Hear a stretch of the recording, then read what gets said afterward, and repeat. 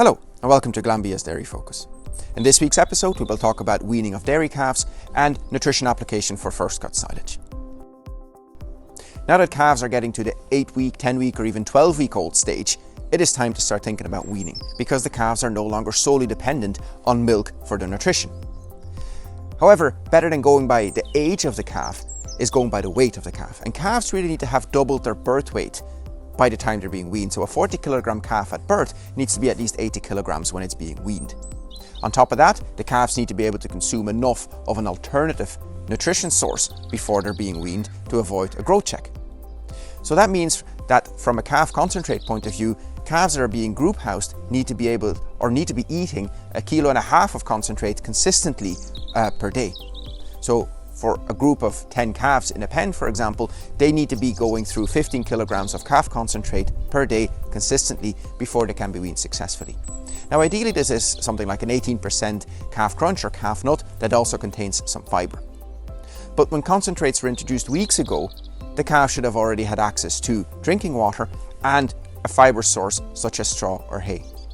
And these need to remain in place for the calves throughout the weaning process so that the reduction in milk volume is the only change in their diet.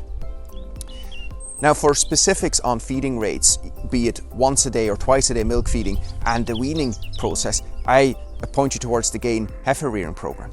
But overall, the weaning should be a gradual process that happens over a week or 10 days, where the milk volume is gradually reduced through consecutive days. Now this can be by going from twice a day milk feeding to once a day milk feeding at this stage, or by just reducing the overall volume. It is also important to remember that weaning is a stressful time for calves. So you really want to avoid other stressors for the calves, such as mixing of groups, or bull calves being castrated at the same time, or calves being moved to another farm, let's say the contract rearer. All of those should not happen in the weeks before and after weaning. Now let's go to TJ Phelan and hear what he has to say about nutrient application for a good crop of first cut silage. Hi, my name is TJ Phelan and today I want to discuss with you some time tips around fertiliser applications to support a crop of first cut silage. So a crop of first cut silage has a large demand for nitrogen, phosphorus and potash, and it's important that we are adequately applying the nutrients to support this crop growth, and we should ensure that we are maximising the efficiency of the applied nitrogen.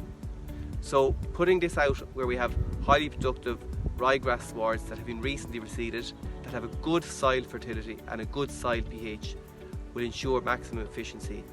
And also we should ensure that we're putting out sulphur as it is closely linked to nitrogen use efficiency.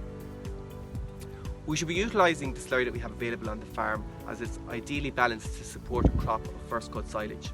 And typically 1,000 gallons of slurry will supply 6 units of nitrogen, 5 units of phosphorus and 30 units of potash.